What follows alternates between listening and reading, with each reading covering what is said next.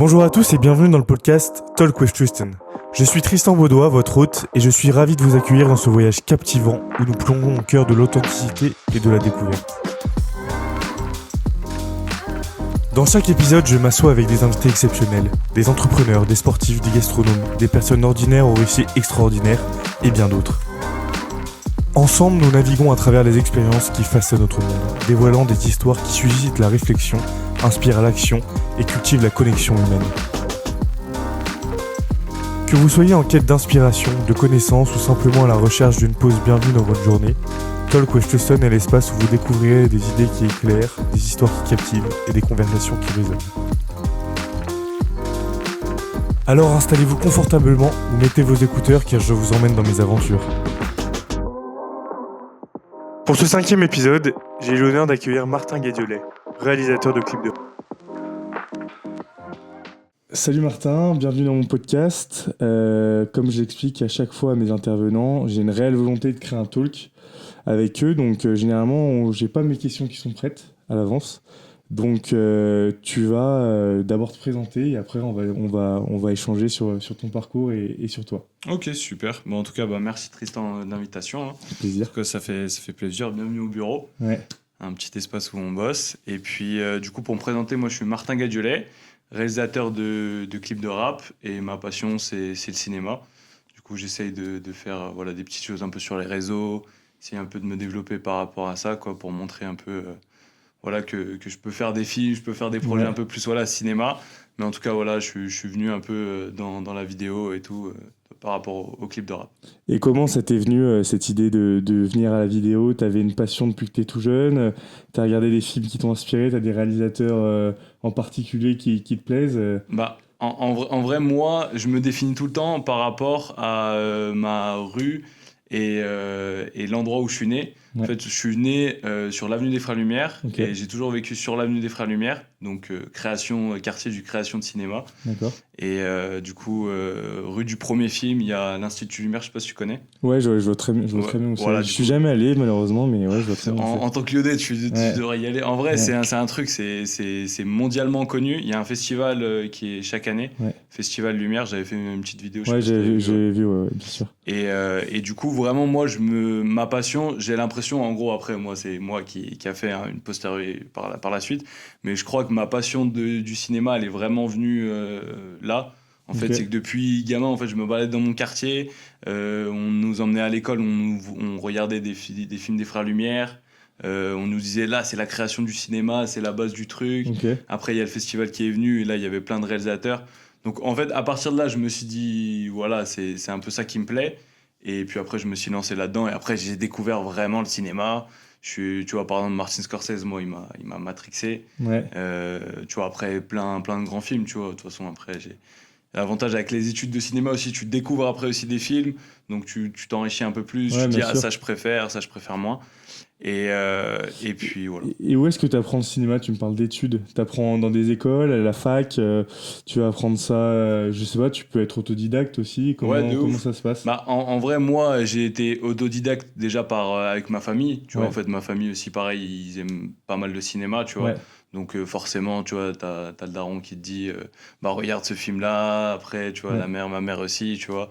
Et puis après, déjà, côté autodidacte. Et puis après, les études, en fait, j'ai fait du coup des études, j'ai fait au lycée. J'ai fait une option cinéma. Jusque pour le bac, et là c'était une grosse option, donc ça m'a permis au moins d'avoir un début dans le cinéma. Donc là on a appris déjà comment faire du cinéma concrètement, et surtout on a appris l'histoire du cinéma, tu vois. Moi il y a plein de choses que j'ai découvert, et après à la fac j'ai fait une licence de cinéma, et c'est là où j'ai un peu plus approfondi mes connaissances, et surtout j'ai découvert des réalisateurs inconnus. C'est forcément du cinéma de niche, quoi. Ouais, voilà, en fait t'es obligé, tu vois. Donc même si c'est difficile à regarder, tu vois, moi je m'en souviens, on avait regardé en cours des films de 2 heures, 3 heures en muet, tu vois. Bon, après c'est difficile, tu vois, mais ça fait partie de ta culture. Ouais, voilà, c'est important, tu vois. Je me dis, si je l'avais pas fait, tu vois, j'aurais eu un truc en moins, tu vois. Donc voilà, tu vois, c'est à peu près ça. Ok, et comment ça se passe ? Maintenant, qu'est-ce que tu fais ? parce que tu me parles de tes études, etc. Là, en regardant ton Instagram un petit peu, tu as développé ton business sur la création de clips de rap. Là, quelle est ta journée en fait? Comment tu vas aller chercher tes clients? Comment tu vas leur proposer? Comment ça se passe Bah, en vrai, par rapport, si tu veux dire, toi, vraiment le côté plus concret de la chose par Exactement, rapport ouais. au clip, bah, en vrai, aujourd'hui, l'avantage, c'est que j'ai fait un peu mon petit nom dans le Ouais. rap déjà lyonnais, Ouais. et après le rap français un peu voilà, au niveau national. Donc, en fait, c'est les gens qui viennent me contacter, Ouais. et moi, je sélectionne à peu près mes projets. C'est un peu aussi c'était un peu mon objectif, et d'atteindre un Ouais. peu ce but-là. C'est vraiment garder les clips de rap plutôt en passion et du coup vraiment faire des projets qui me donnent envie et je sais que je peux apporter un peu voilà ma petite touche de réalisateur, tu vois, Ouais, parce que je bien me sûr. définis vraiment en tant que Ouais. réalisateur et c'est un peu l'avantage aujourd'hui, voilà, Ouais. vraiment je suis plus en l'attente des demandes et Ouais. moi je sélectionne quoi. Et parce que tu me disais, tu t'es un peu réputé dans les quatre coins de la France et tout. Comment, euh, comment c'est quoi? C'est du bouche à oreille? C'est toi au début, tu as commencé à démarcher des rappeurs qui après en ont parlé sur leur réseau? Comment ça se passe? C'est plus complexe que ça, je Ouais, suppose. ouais, Mais... ouais, forcément, tu vois. Et puis, en fait, indirectement, moi, dans les clips de rap, je me suis. En fait, je suis rentré là-dedans, comme je t'avais dit en off avant.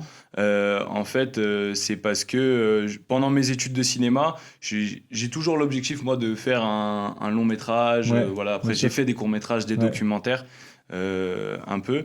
Mais mon objectif, c'est vraiment de faire un long métrage et ok. voilà, Ouais, me de développer dans le développer dans le cinéma. cinéma, Mais ouais. du coup, je me suis dit, bah, je connais plus de rappeurs Que d'acteurs et que de d'acteurs, réalisateurs. de réalisateurs, de Ouais, producteurs. Et du coup, indirectement, je me dis, bah, autant faire un peu voilà, mes armes un peu là-dedans ouais, et essayer de faire quelque chose d'artistique. En fait, c'est surtout ça, en fait, ça m'avait passionné, ouais, les clips de rap.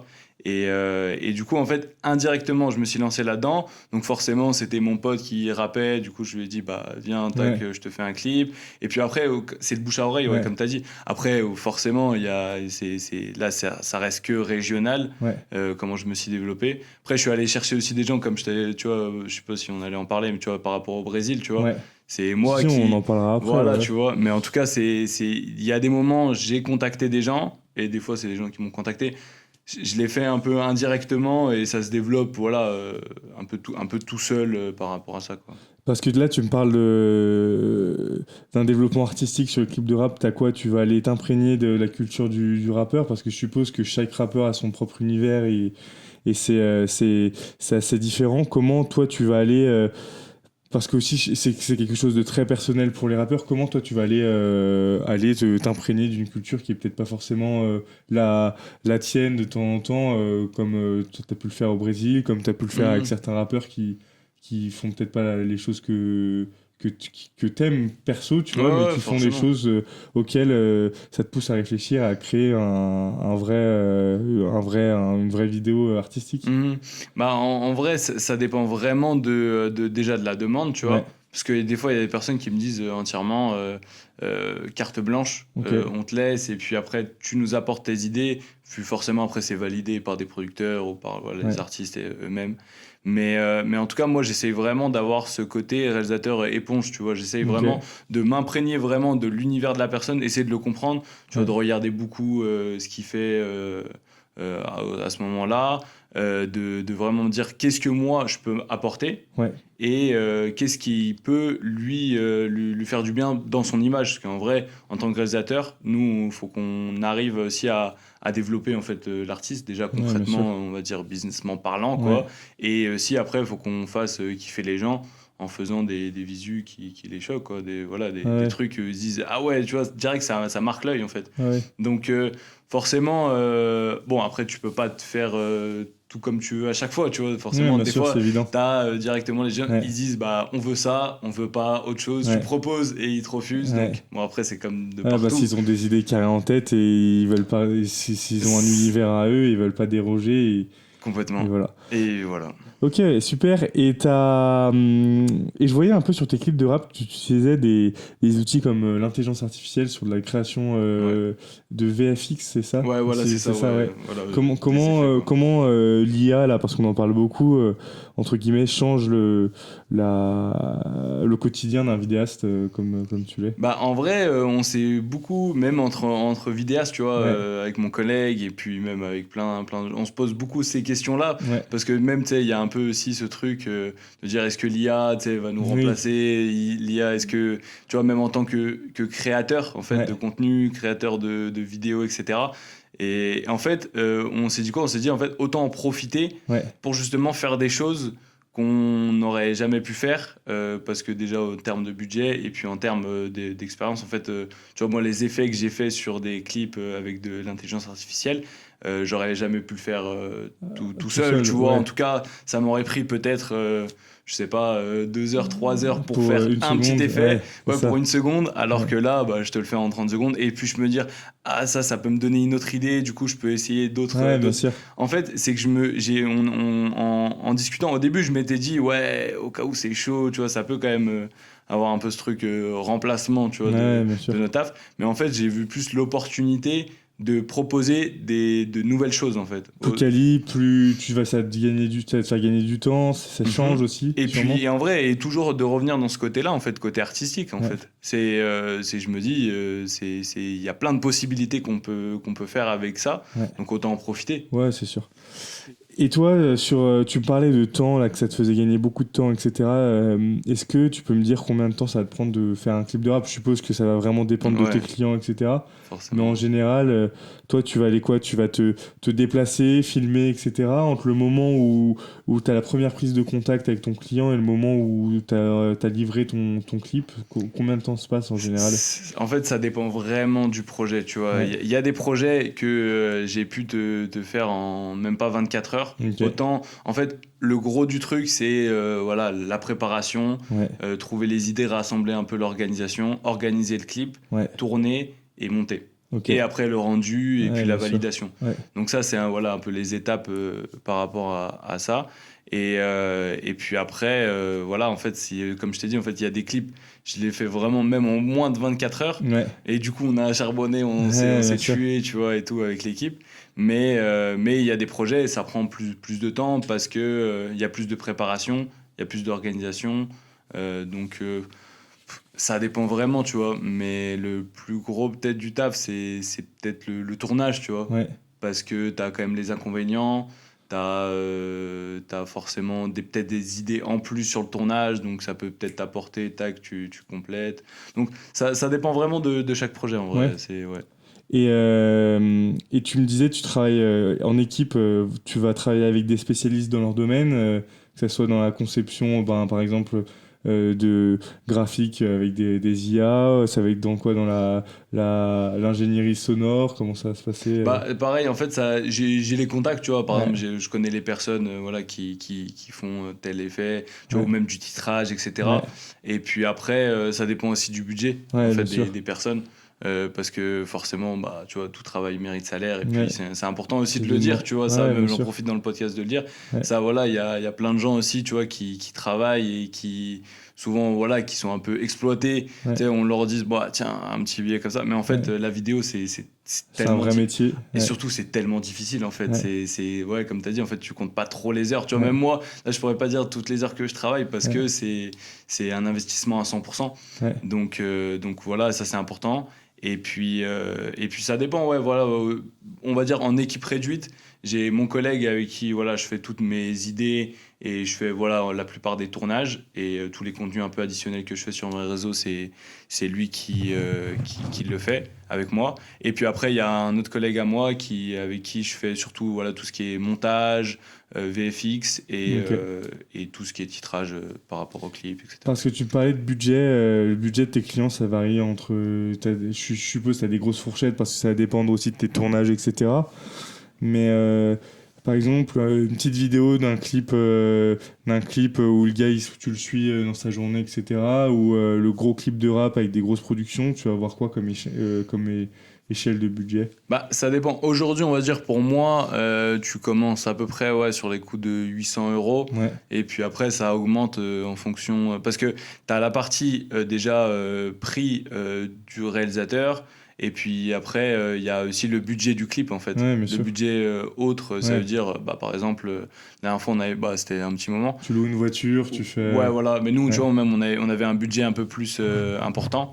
Et on avait acheté une voiture pour la casser, en fait. Ok. On l'avait retournée, Ouais. on avait fait style qu'elle était... Mais bon, il y a eu un article dans le progrès, en plus. Ok. Parce qu'en fait, il y a la police qui était venue en pensant qu'on avait brûlé Ouais. une voiture. En fait, Ouais. on avait mis des fumigènes, etc. Ouais, on avait, bien en sûr. fait, on avait même les autorisations. Ouais. On était bon, quoi. Ouais. Mais du coup, ouais, il y a des budgets où ça, voilà, tu peux faire un peu plus et il y a des budgets un peu moins où il faut être débrouillard et essayer de faire avec les moyens du bord, quoi. Parce que quand tu vois les super productions de gros artistes de rap et tout, ça peut aller jusqu'à combien un clip de rap? C'est, bon, on va dire, le prix à peu près basique, on va dire, d'un Ouais. clip, après, qui est subventionné par une production, par un Ouais. label, etc., c'est 10 000 euros. Ouais.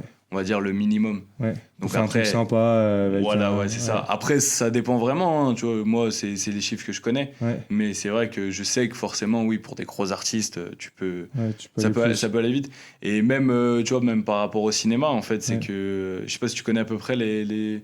Ouais, Je- quand tu vois des super productions au box-office, Ah bah c'est des là, trucs, c'est même... n'en ouais. parlons même pas. C'est même Ouais. pas... C'est énorme, tu ouais, vois. Et c'est puis... des dizaines, voire des centaines de millions Oui, de temps en ouais, temps. c'est ça, c'est énorme. Mais tu vois, pour un film un peu français, Mhm. du cinéma français un peu classique, 1 million d'euros, c'est vraiment un très petit budget, Un quoi. petit budget, C'est ouais. vraiment un petit film, en fait. Parce que dans ce cas-là, dans le monde du cinéma, c'est quoi le business model? Ça va être sur la vente de DVD après, sur la vente de places, ça va être sur comment ça se passe sur les droits, Bon, parce que avant de rentabiliser 5 millions entre les acteurs, tout à payer, ouais, tout, forcément, donc ouais. tout payer, comment ça, tu... Bah après moi je vais pas te faire l'expert et tout Ouais, t'as pas forcément d'idée, ouais. ouais, en fait forcément j'ai eu des cours là-dessus Ouais. et tu vois, sans plus, tu vois, je veux Ouais. dire, vu que je me dis pas en mode producteur, Ouais. etc., par rapport au cinéma, vraiment j'ai le côté passion, Ouais. le côté envie de faire des projets et Ouais. d'avoir fait aussi l'expérience d'avoir fait des projets de court-métrage Ouais. documentaires,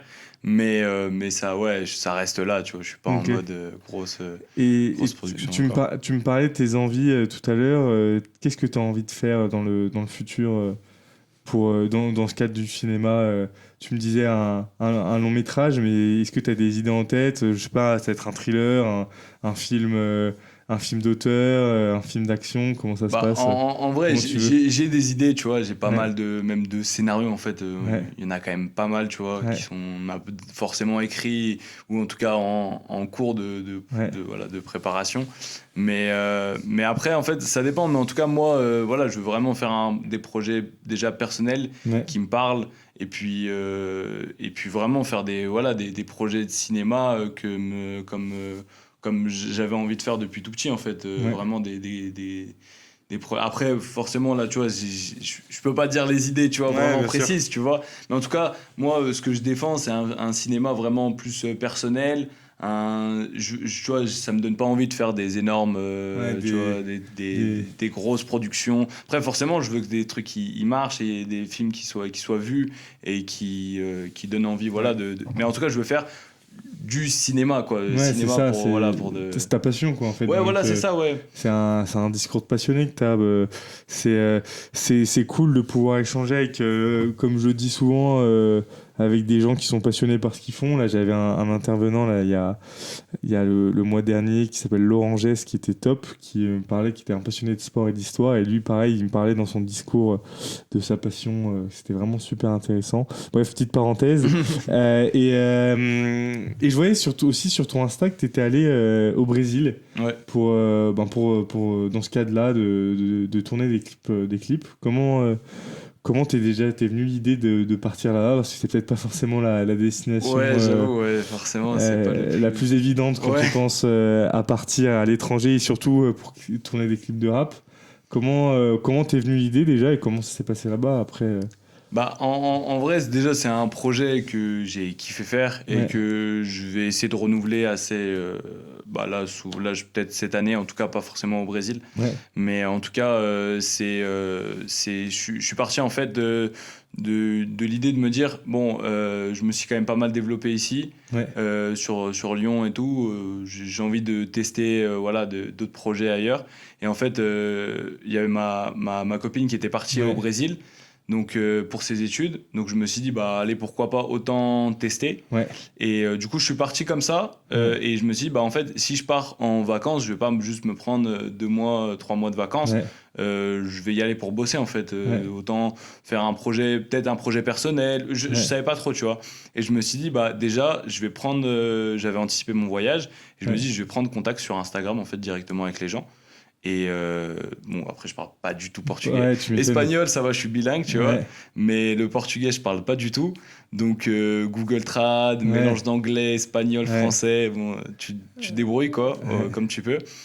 Et en fait, j'ai contacté les gens. En fait, je savais même pas les rappeurs connus. Je savais même pas qui c'était. Tu sais pas du tout ton même univers et tu sais pas la culture. Ben, tu sais pas. Je connais pas. En fait, je connais pas. Tu vois, moi, forcément, tu sais, on a tous le cliché. Tu te dis, je connaissais forcément, tu vois, des musiques, des machins, mais ça restait assez basique, tu vois. En fait, je connaissais même pas la culture en vrai, la culture brésilienne. Et puis après, j'ai découvert aussi ce pays, tu vois, qui est incroyable.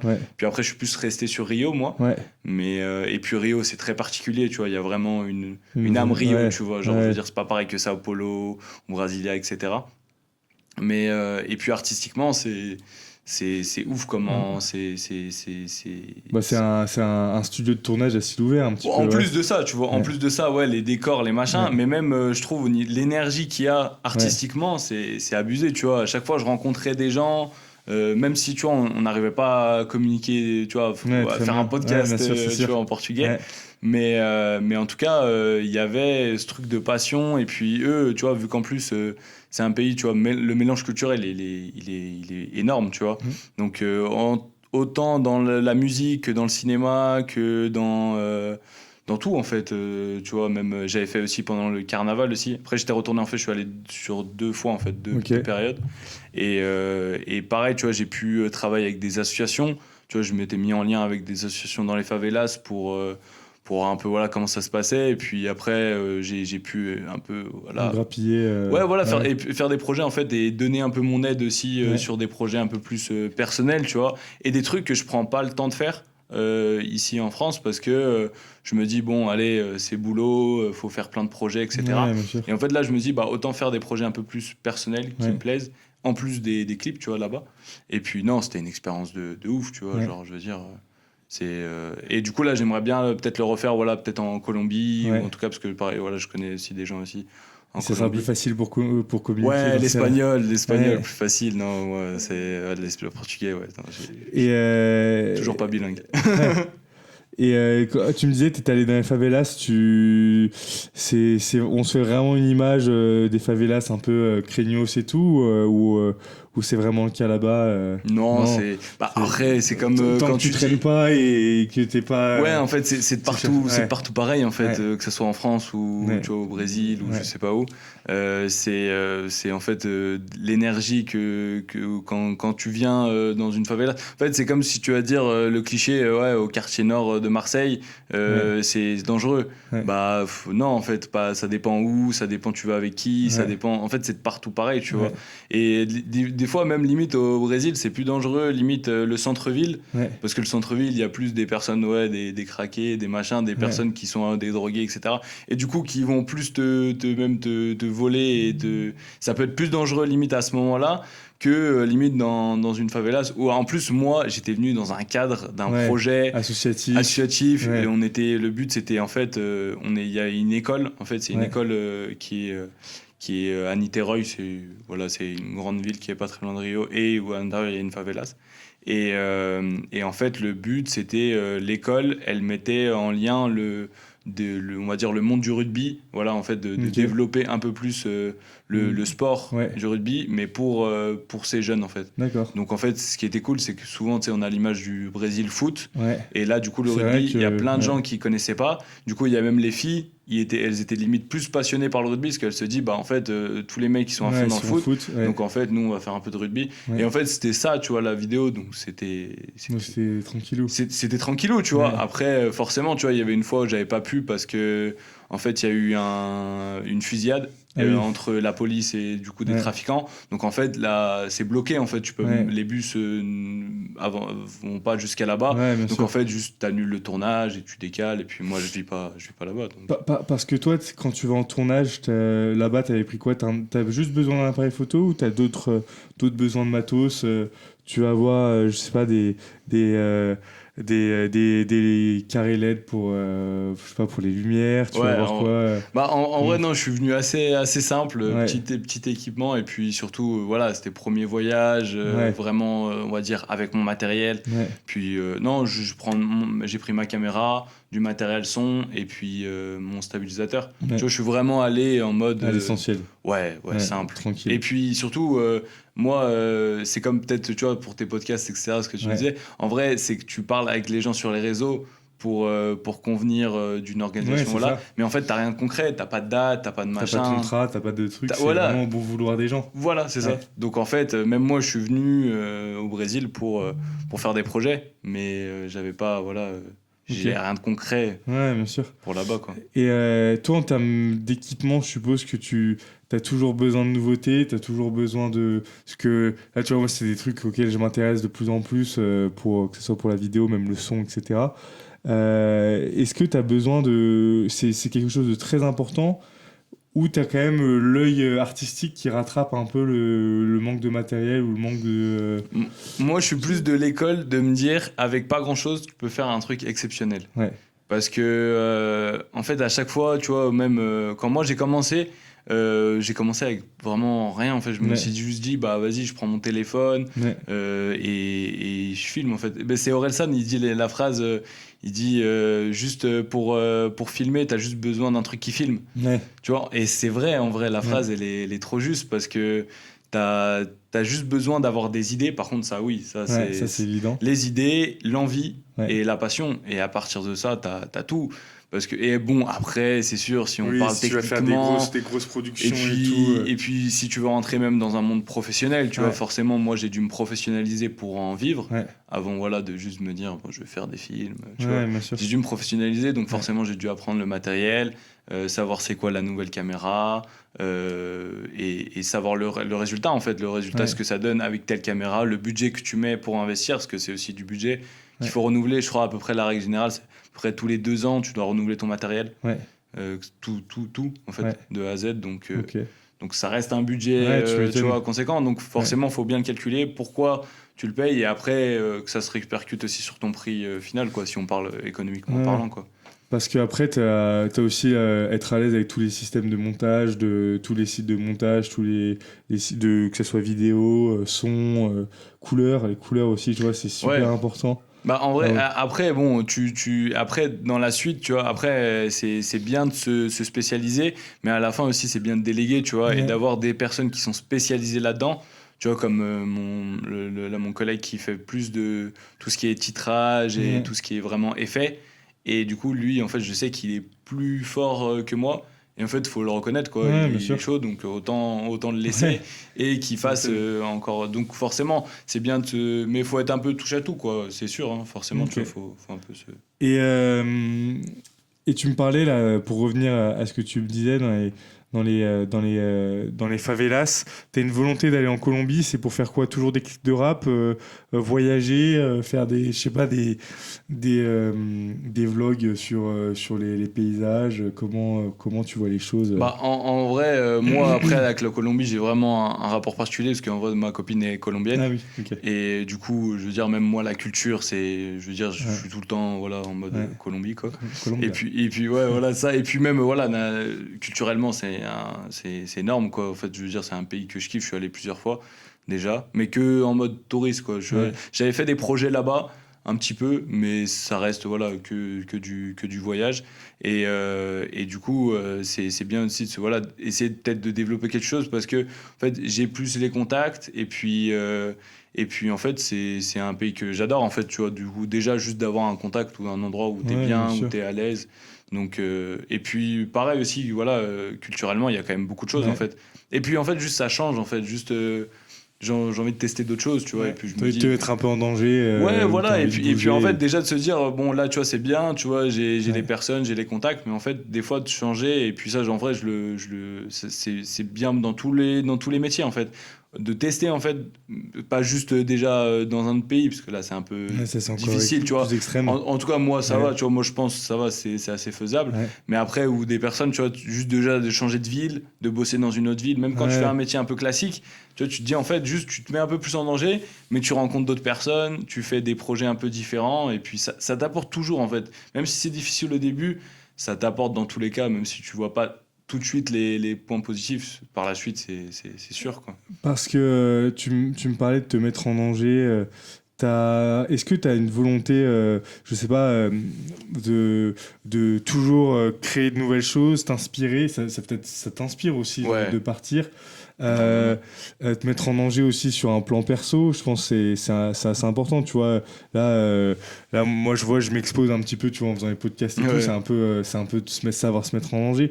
Mais la chose à laquelle je pense quand je t'écoute, c'est sur la volonté de savoir t'imprégner d'autres cultures, parce que c'est aussi quelque chose qui va être important sur savoir ramener ça en France aussi pour tes clips de rap. C'est peut-être cool aussi, tu vois. Je pense que c'est peut-être un bon levier. En termes de... Je me posais la question, tes clips de rap, est-ce que tu as vraiment... Tu fais ça uniquement avec des rappeurs, ou tu vas aller chercher aussi, je sais pas, des clips d'entreprise, des clips de sons classiques, tu vois, je sais pas, de la pop, tu vois. Est-ce que c'est quelque chose qui peut t'intéresser? C'est un univers que tu fais ou que tu as potentiellement envie de faire? Parce que je suppose que le rap, c'est quand même un milieu assez fermé. Tu as quand même des clips de rap, t'en as pas tous les jours qui se tournent. Ben, peut-être, mais... En vrai, t'en as quand même beaucoup. Ouais, en fait, on s'en rend pas compte. Et puis, en fait, après, c'est parce que le rap, forcément, là, c'est une musique qui est un peu... en vogue. Ouais, qui est en vogue, même depuis des années. Et puis, surtout, là, et ça se développe énormément, quoi. C'est impressionnant. Mais après, pour répondre à ta question, en vrai, je suis pas fermé à d'autres styles. Parce que vraiment, moi personnellement, j'écoute de tout, tu vois. Après, forcément, j'aime le rap, j'aime sa culture, je regarde que des interviews de rap, de machin. Et puis j'adore ça tu vois, depuis tout petit. Mais en fait, c'est surtout que. Attends, j'avais perdu mon fil. Ah oui, ouais. Et du coup, de dire que vraiment, je suis pas, voilà, je suis pas fermé à tout, quoi. En fait, de me dire, je peux autant faire un projet un peu plus, tu vois, voilà, pop, plus limite reggaeton, machin. Mais en vrai, le rap, ça se développe de ouf, quoi. Je veux dire, c'est important. C'est intéressant de voir ça, tu vois. Genre quand tu vois les streams, c'est les leaders en France en termes de streams. C'est les premiers en termes de, tu vois, les visionnages des clips de rap. Avant, c'était quelque chose qui je trouvais pas très générationnel. Tu vois, les gens c'était les 10, 25 ans qui écoutaient du rap. À part les vieux de la vieille qui écoutaient des trucs à l'ancienne et tout, mais c'est vachement démocratisé. Maintenant, tu vois, dans les soirées, t'as des parents qui te disent mets du Jul ou mets du... Ouais, c'est ça. Et puis quand tu vois en fait que Jul remplit un vélodrome, que SCH remplit un vélodrome, et puis en fait et aujourd'hui en fait t'as du rap pour tout le monde en fait. C'est que c'est pas le cliché du rappeur engagé politique comme on l'avait peut-être au tout début du rap. De la création du rap, tu vois, c'est vraiment ce côté vraiment t'as de tout, tu vois, t'as du Weshden pour les filles un peu en mode love, etc. T'as du Caris qui même aujourd'hui fait des trucs complètement différents, et puis même la scène lyonnaise aussi, tu vois, ça aussi, le rap lyonnais il est en expansion. En fait, c'est que je sais pas si tu connais à peu près. Je connais très mal, moi, c'était pas du tout mon univers. C'est ce que j'allais dire, mais c'est bien aussi, tu vois, d'en discuter, c'est ça qui est intéressant. Mais en fait, le rap lyonnais, vraiment, ça a ce côté, ça a toujours été un peu boycotté. Genre, en fait, toutes les autres villes se sont développées. Paris, Marseille, Toulouse, Lille, voilà, Toulouse, etc. C'est un peu les grosses villes. Et en fait, en tant que grande ville de Lyon, tu vois, Lyon, c'est quand même une grande ville, tu vois, et ben, il y avait toujours ce truc, on disait, c'est un peu boycotté, tu vois.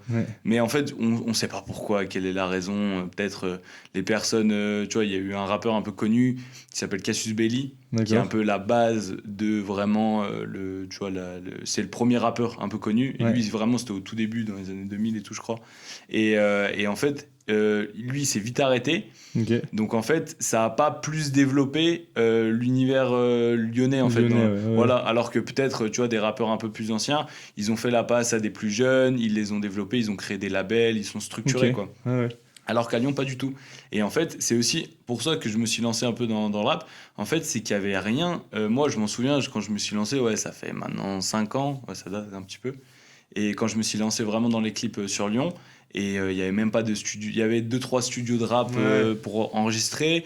Il n'y avait pas beaucoup de clippers, il n'y avait pas beaucoup de producteurs. Aujourd'hui, on a des rappeurs qui sont connus nationalement, tu vois, des Sasso, des H22, il y en a plein, il y a Dravis, tu vois, il y a plein de gens, en fait, plein d'artistes qui sont en développement et qui commencent à un peu chercher le national, quoi.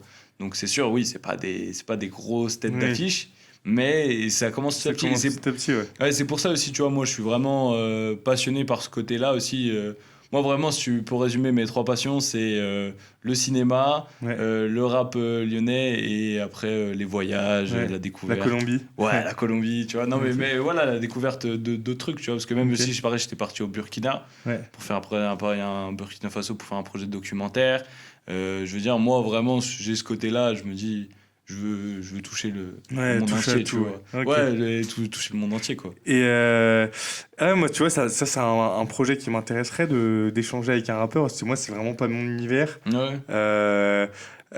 pas de la musique que j'écoute non plus, tu vois, donc c'est peut-être ça pourrait être intéressant d'échanger là-dessus. Donc après, ça a à voir avec les différentes opportunités que je pourrais avoir, mais voilà. En tout cas, merci Martin pour m'avoir accueilli gentiment pour ce podcast. Merci à toi. C'était très agréable de discuter avec toi et n'hésitez pas à le suivre sur les réseaux. Tu peux nous Alors, Martin Gadiolet sur les réseaux, tout simple, martin.gadiolet. Du coup, c'est surtout sur Insta. Tu vois, après mon LinkedIn, etc., TikTok et tout. Mais vraiment, le truc où je donne le maximum, c'est Insta. J'avais même fait, tu vois, j'y pense maintenant, aussi, je sais pas si tu avais vu, un projet un peu plus, ça s'appelle Les Bobines Oubliées. Non. Ah oui, si, j'ai vu, mais j'avais pas fini la vidéo. En gros, voilà, c'est des projets un peu plus personnels, tu vois. Et en fait, sur mon Insta, j'essaye où je retrace un peu les vidéos de mon arrière-grand-père et de mon grand-père en Super 8. Qui filmait la ville de Lyon. Et tu vois, pareil, voilà, après ça, pareil, j'aimerais bien faire un documentaire là-dessus, un peu plus personnel. Mais en tout cas, voilà, sur mon Insta, c'est là où je publie un peu tout, on va dire, autant mon contenu professionnel que mon contenu personnel. Et j'essaye un peu de me donner un peu de moi, un peu comme tu fais. Donc, super, merci projets, en tout cas. Cool. Merci à toi, Tristan. Merci Martin, salut. Merci d'avoir visionné ce podcast et je vous dis à très bientôt. N'hésitez pas de commenter, liker, partager et surtout vous abonner. Car ceci est très important pour faire grossir notre communauté et faire partager encore plus d'expériences.